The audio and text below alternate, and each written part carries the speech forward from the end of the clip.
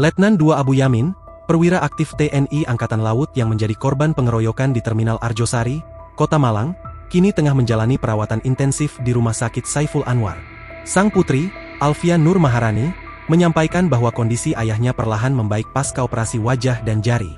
Kini, tahapannya masa pemulihan setelah sebelumnya menjalani operasi dan bengkaknya sudah mulai kempes sehingga matanya sudah terbuka, ujar Alfia saat ditemui di kediamannya, Minggu, 29 Juni 2025.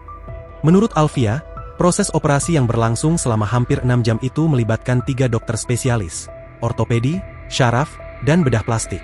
Letda Abu Yamin mengalami luka cukup serius, termasuk di wajah, patah tulang pada jari, serta kerusakan pada bagian kepala dan dahi yang harus dipasangi pen. Yang dioperasi yaitu ruas jari 3 dan 4 pada tangan kiri karena mengalami patah tulang, ungkapnya.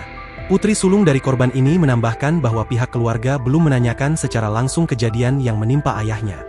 Selain karena kondisi medis, keluarga juga khawatir pertanyaan itu dapat memicu trauma. Jadi kalau jenguk atau waktunya menjaga bergantian, kami bercerita tentang cucu. Karena ayah saya ini sayang sekali sama cucunya, katanya.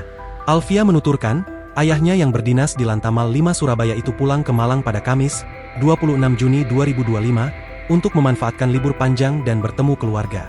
Namun, peristiwa nahas justru terjadi saat korban sedang beristirahat di Terminal Arjosari, usai perjalanan dari Surabaya.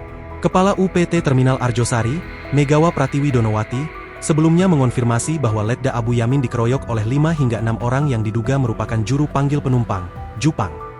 Kejadian tersebut berlangsung sekitar Kamis, 26 Juni 2025, pukul 19.30 waktu Indonesia Barat dan langsung ditangani oleh petugas terminal yang membawa korban ke IGD RSSA Malang.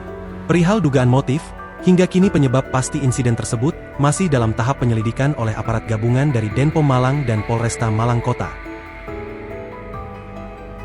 Download Tribun X sekarang, menghadirkan lokal menjadi Indonesia.